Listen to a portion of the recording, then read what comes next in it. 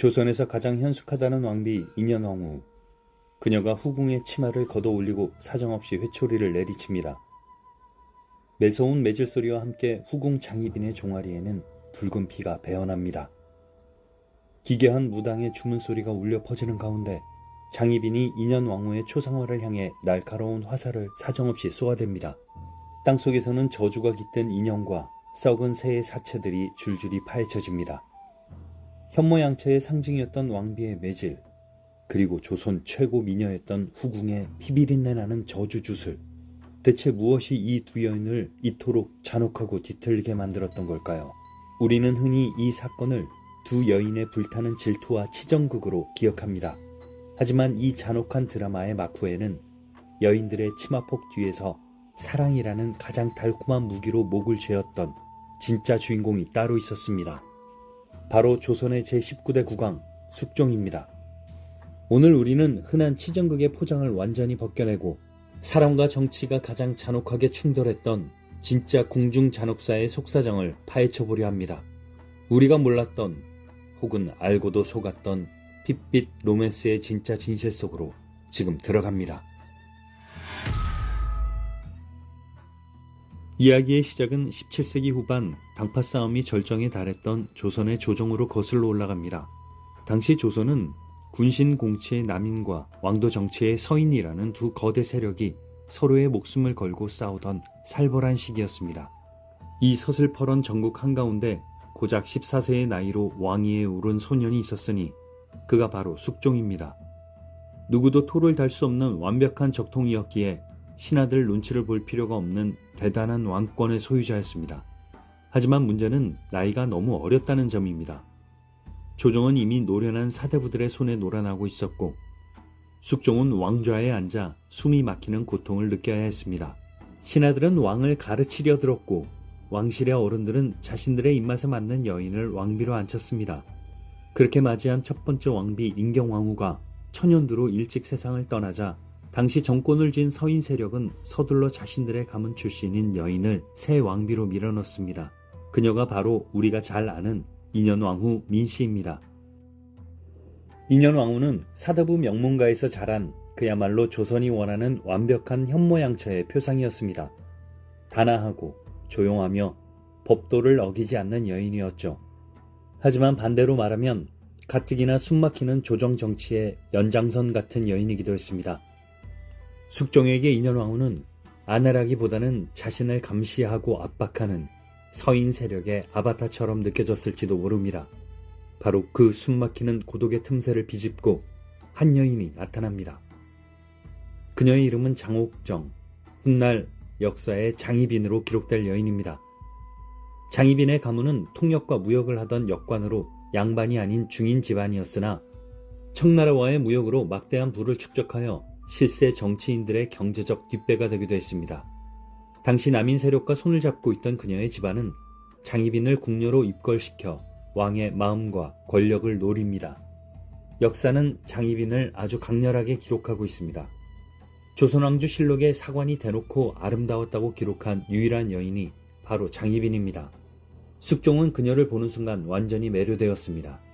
법도와 채통만 따지는 숨막히는 궁궐에서 장희빈은 숙종이 유일하게 숨을 쉴 수 있는 탈출구이자 불꽃이었습니다.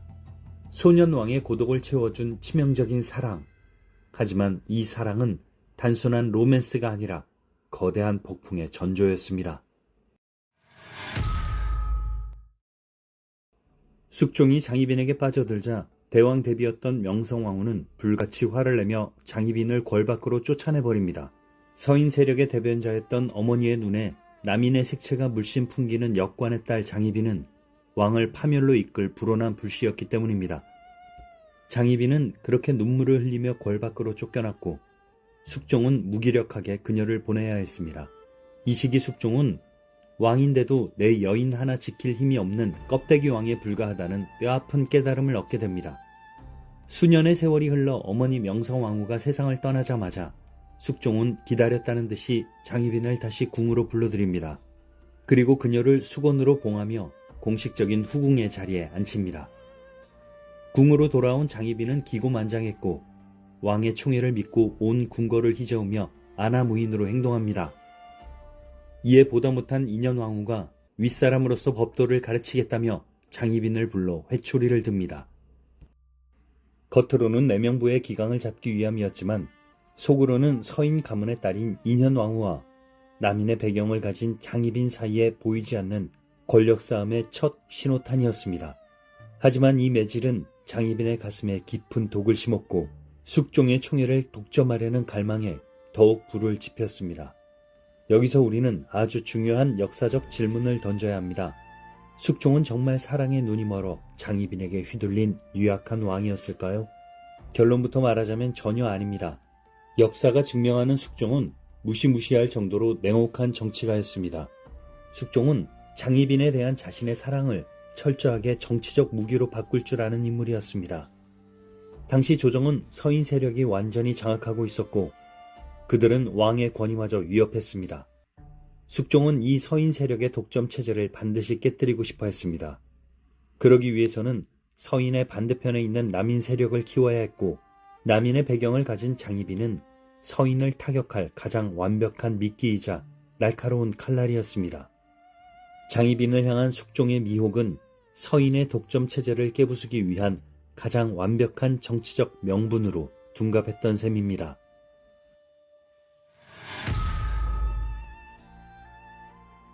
1688년 장희빈은 숙종이 그토록 바라던 아들을 낳습니다. 숙종은 세상을 다 얻은 듯 기뻐했고 이 아이를 조선의 차기 왕, 즉 원자로 정하겠다고 선포합니다. 그러자 조정이 발칵 뒤집혔습니다. 당시 정권을 잡고 있던 서인 세력은 인현왕후가 아직 젊으니 후위를 기다려 적자를 보아야 한다며 후궁의 몸에서 난 서자를 벌써부터 원자로 삼는 것은 법도에 어긋난다고 결사반대했습니다. 특히 서인의 영수이자 당대 최고의 학자였던 송시열이 상소를 올리며 숙종의 앞을 정면으로 막아섰습니다. 하지만 이것은 사실 숙종이 파놓은 거대한 덫이었습니다. 숙종은 기다렸다는 듯이 폭발하며 감히 왕의 아들의 지위를 부정하는 것은 왕실에 대한 모욕이라며 분노했습니다. 이것이 바로 1689년에 일어난 기사황국입니다. 숙종은 상소를 올린 송시열에게 사약을 내려 죽이고 조정에 있던 서인 세력 수십 명을 처형하거나 유배 보냈습니다. 그리고 그 빈자리를 장희빈을 지지하는 남인 세력으로 한순간에 채워버렸습니다. 단 한 번의 조치로 정권의 주인이 바뀐 것입니다. 하지만 숙종의 잔혹함은 여기서 끝나지 않았습니다. 서인 세력의 뿌리를 완전히 뽑기 위해 그들의 상징과도 같았던 왕비 인현왕후를 폐위하기로 결심합니다. 겉으로는 투기를 부렸다는 명목이었으나 실상은 서인 세력을 축출하기 위한 정치적 희생양이었습니다. 겨우 14살의 나이에 중전의 자리에 올랐던 그녀는 결국 8년 만에 쓸쓸히 왕비의 자리에서 내려와야 했습니다. 폐위된 인현왕후는 안국동의 친정집에서 5년 동안 비참한 유배 같은 삶을 보냈습니다. 신분이 폐서인으로 강등된 탓에 당장 한 끼를 때울 나무나 쌀조차 부족할 정도로 극심한 생활고에 시달려야 했습니다. 인현왕후가 떠난 그 자리에 장희빈이 마침내 왕비의 관을 쓰고 올라앉습니다. 중인 출신의 궁녀가 조선의 국모가 되는 전무후무한 신분 상승의 신화가 완성된 순간이었습니다. 이때까지만 해도 장희빈은 자신이 세상의 주인공이며 왕의 사랑이 영원할 것이라 믿었겠지만 그녀는 거대한 착각을 하고 있었습니다. 자신을 왕비로 만든 것은 숙종의 사랑이 아니라 숙종의 냉혹한 권력욕이었다는 사실을 말입니다.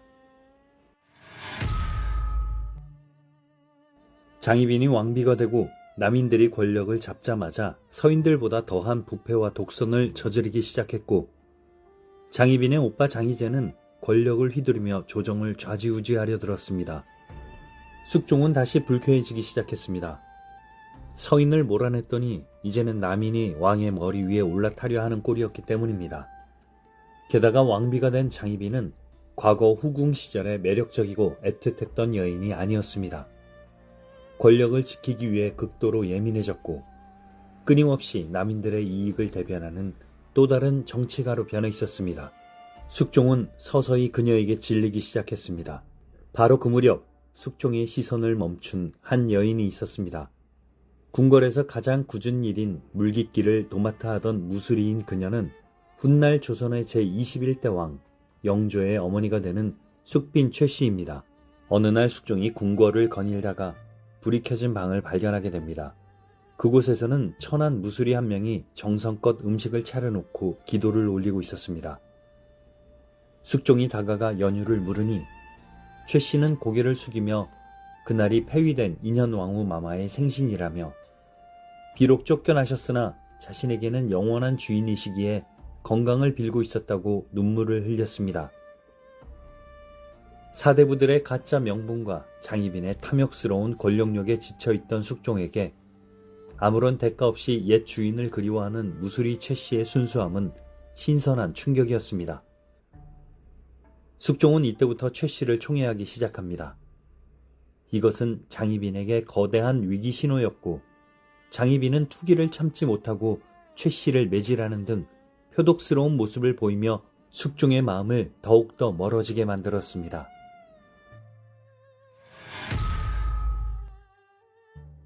인현왕후가 폐위된 지 6년째 되던 해인 1694년 3월 궁궐이 발칵 뒤집히는 초유의 사태가 발생합니다.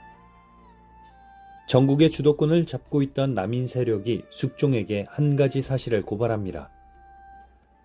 바로 서인 세력이 인현왕후를 다시 왕비로 세우기 위해 조직적으로 움직이고 있다는 것이었습니다.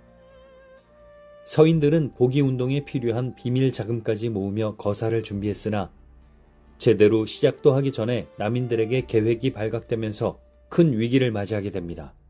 숙종은 다시 한번 거대한 판을 짜기 시작합니다. 이번 목표는 권력의 맛에 취해 왕을 무시하기 시작한 남인 세력과 이제는 부담스러워진 왕비 장희빈이었습니다. 남인 세력의 고발을 들은 6일 뒤 상황을 뒤집는 왕의 명령이 내려집니다. 숙종은 돌연 서인 세력을 국문한 남인 세력을 모두 관직에서 내쫓으라 명합니다. 남인들이 무고한 서인들을 모함하여 조정을 어지럽혔다며 대대적인 숙청을 감행합니다. 이것이 바로 갑술황국입니다. 이로써 하루아침에 남인 세력은 완전히 몰락했고 서인 세력이 다시 대거 조정에 등용되었습니다. 자신의 과오로 죄 없는 인현왕후를 폐위했던 일을 깊이 후회한 숙종은 3번이나 간곡한 서찰을 보낸 끝에 그녀를 다시 중전의 자리로 불러들였습니다. 1694년 궐 밖으로 쫓겨난 지 6년 만에 인현왕후는 마침내 왕비의 신분으로 당당히 돌아왔습니다. 패비가 다시 중전의 자리를 되찾은 것은 조선 왕실 역사상 전무후무한 일이었습니다. 반면 권력의 정점에 서 있던 장희빈은 하루아침에 후궁으로 강등되어 옛 거처인 취선당으로 쓸쓸히 물러나야 했습니다. 롤러코스터 같은 권력의 뒤바뀜 속에 두 여인의 위치가 다시 한번 바뀐 것입니다. 하지만 인현왕후의 몸은 이미 궁 밖으로 쫓겨나 눈물의 세월과 깊은 마음고생으로 망가질 대로 망가져 있었고 결국 복위된 후 7년 만인 1701년 8월 35세라는 젊은 나이로 쓸쓸히 눈을 감고 맙니다. 인현왕후가 세상을 떠나고 한 달 뒤 궁궐은 또다시 피비린내 나는 음모론에 휩싸입니다. 숙빈 최씨가 숙종에게 달려가 충격적인 사실을 밀고합니다. 장희빈이 취선당 서쪽에 신당을 차려놓고 밤마다 인현왕후의 초상화에 화살을 쏘아대며 악독한 저주를 퍼부었다는 말이었죠. 기괴한 무고의 옥 사건의 전말이 드러납니다. 숙종이 이를 전해 듣고 취선당을 조사한 결과 인현왕후를 저주하기 위해 땅에 묻은 저주 인형과 신당의 흔적, 그리고 저주 내용이 적힌 비단 등이 발견되었습니다. 취선당에서 일하던 궁인들을 국문한 결과 희빈 장씨가 인현왕후를 저주하도록 사주했다는 자백과 증언이 쏟아졌습니다. 과거 자신을 때렸던 인현왕후에 대한 해묵은 원한과 다시 왕비의 자리를 되찾고 싶다는 장희빈의 비틀린 집착이 낳은 비극이었습니다. 숙종은 경로했습니다. 아무리 정이 떨어졌어도 한때 자신이 목숨처럼 사랑했던 여인이었고 자신의 장남이자 세자의 어머니인 장희빈이었습니다. 신하들은 세자의 안위를 생각해서라도 장희빈을 용서해달라고 간청했습니다. 만약 장희빈을 죽인다면 훗날 세자가 왕이 되었을 때 피바람이 불 것이 뻔했기 때문입니다. 하지만 숙종의 결단은 단호했고 잔인했습니다. 왕비를 저주하여 죽음에 이르게 한 죄는 용서할 수 없다며 결국 장씨에게 사약을 내립니다. 1701년 10월 한때 조선에서 가장 아름다웠고 강력했던 여인 장희빈은 결국 비참한 최후로 사약을 받았습니다. 야사에 전해지는 것처럼 강제로 사약을 들이부었든 아니면 실록의 기록처럼 왕명을 따라 자진을 택했든 그녀의 마지막은 비극적이었습니다. 숙종은 후대의 비극과 정치적 혼란을 막기 위해 강력한 전지를 내립니다. 앞으로 후궁은 절대로 왕비의 자리에 오를 수 없다. 이는 숙종이 이 모든 비극을 통해 자신의 과오를 인정하며 얻은 결론이었습니다. 여인의 사랑도 신하의 충성도 믿지 않았던 왕. 그는 장희빈이라는 사냥개를 이용해 서인을 쳤고 인현왕후라는 명분을 이용해 남인을 쳤습니다. 그리고 목적이 달성되자 그 여인들을 모두 권력의 제단 위에 제물로 바쳤던 것입니다.